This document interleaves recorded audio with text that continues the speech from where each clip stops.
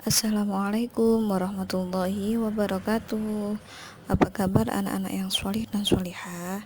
Ibu doakan semoga kalian sehat selalu ya, dan tetap semangat meskipun pembelajarannya dari rumah. Bertemu lagi dengan pemirsa dengan pembelajaran yang sama, yaitu pelajaran fikih bab hitan.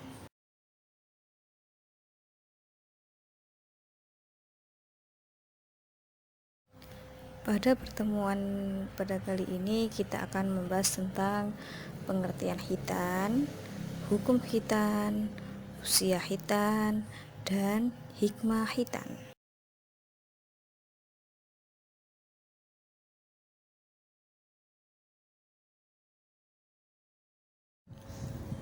Anak-anakku, kita akan belajar tentang pengertian hitan. Pengertian khitan dibagi menjadi dua macam, yaitu secara bahasa dan secara istilah. Secara bahasa berasal dari lafal khotana yang berarti memotong. Sedangkan secara istilah yaitu memotong kulit yang menutupi ujung kemaluan laki-laki yang disebut kufa atau kulub. Apa sih tujuannya, kok kenapa anak laki-laki itu diperintahkan untuk berkhitan? Yaitu supaya ujung kemaluan suci dari najis berupa sisa-sisa air seni yang tertinggal. Kenapa kok harus kulub yang dipotong? Yaitu karena pada saat kencing, bagian tersebut selalu menyisakan air kencing yang keluar meskipun sudah berusaha dibersihkan. Air kencing merupakan kotoran yang membawa sisa-sisa pencernaan dan akan bercampur dengan kotoran lain, sehingga menutup kemungkinan adanya najis atau kotoran di dalam kulub tersebut. Sudah paham anak-anakku tentang pengertian khitan dan tujuan khitan?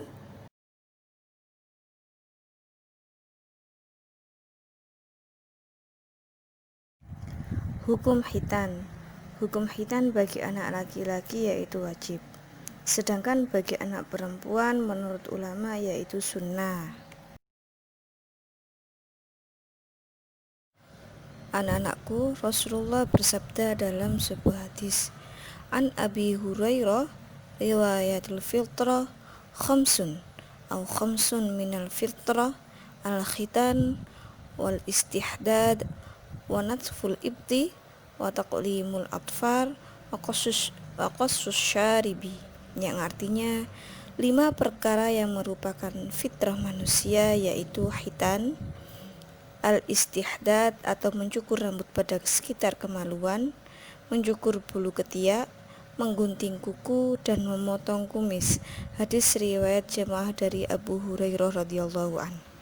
Jadi khitan itu merupakan salah satu fitrah manusia, di mana fitrah adalah sesuatu yang seharusnya ada pada setiap manusia, yaitu ada 5 hal tersebut dalam sebuah hadis tersebut. Yang pertama khitan, yang kedua mencukur bulu kemaluan, yang ketiga mencukur bulu ketiak, yang keempat menggunting kuku, dan yang kelima memotong kumis. Berkenaan dengan hadis tersebut, selayaknya kita mengikuti petunjuk Rasulullah dalam menjalankan syariat-syariat khitan, karena setiap sunnah Rasulullah yang kita jalankan, yang kita lakukan, yaitu bernilai ibadah di mata Allah Subhanahu wa ta'ala.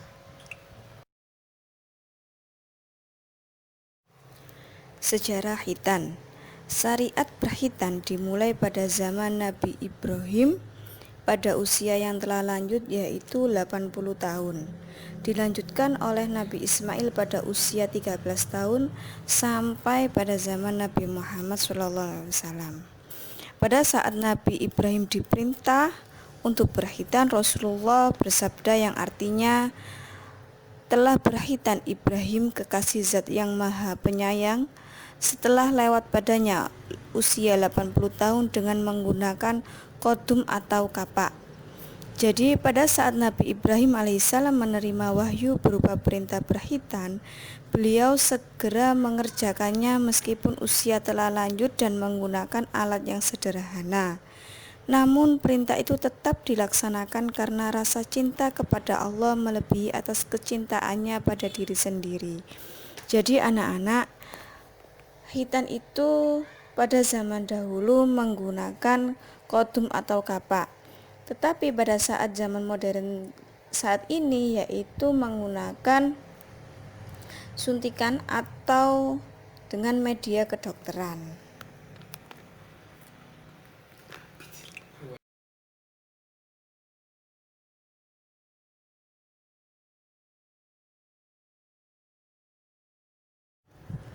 Usia khitan. Pada usia berapa sih anak-anak itu dikhitan? Nah, anak-anakku, usia khitan itu berbeda-beda. Ada yang umur 7 tahun, ada yang umur 10 tahun, bahkan ada yang pada saat bayi lahir pun sudah melakukan khitan. Jadi, khitan itu sebaiknya dilakukan pada saat seseorang masih anak-anak. Karena apa? Dikarenakan pada masa itu mereka belum mendapatkan beban untuk beribadah. Rasulullah pun pernah menghitankan cucu beliau Hasan dan Husain pada umur 7 hari. Jadi meskipun terdapat perbedaan dalam waktu melaksanakan khitan hendaknya dilakukan sebelum akil balik. Karena khitan itu merupakan bagian dari syariat Islam bagi seorang laki-laki muslim.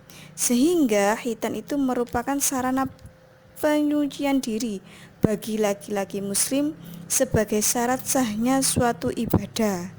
Selain itu juga khitan menjadi pembeda antara kaum muslimin dengan kaum non-muslim.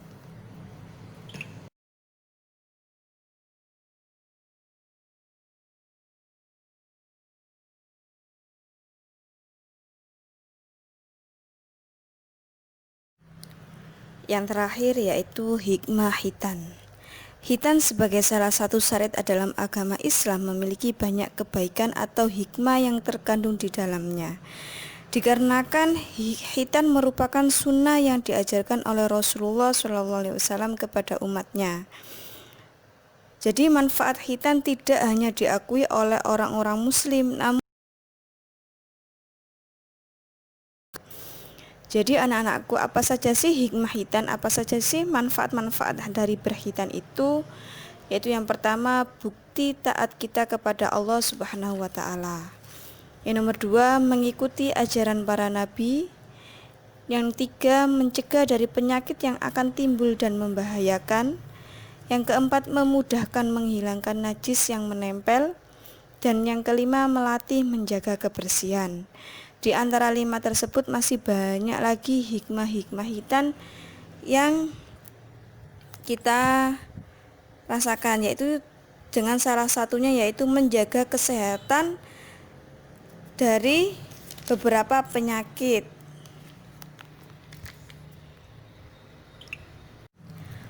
Oke anak-anakku, apakah kalian sudah paham semua tentang pengertian khitan, hukum khitan, usia berapakah kita sudah diperintahkan untuk berkhitan, hikmah-hikmah khitan? Nah, tetap semangat belajar di rumah. Apabila kalian belum paham, bisa mempelajari LKS-nya dari halaman 1 sampai dengan halaman 10. Tetap semangat dan kerjakan tugas dari Bu Nisa ya.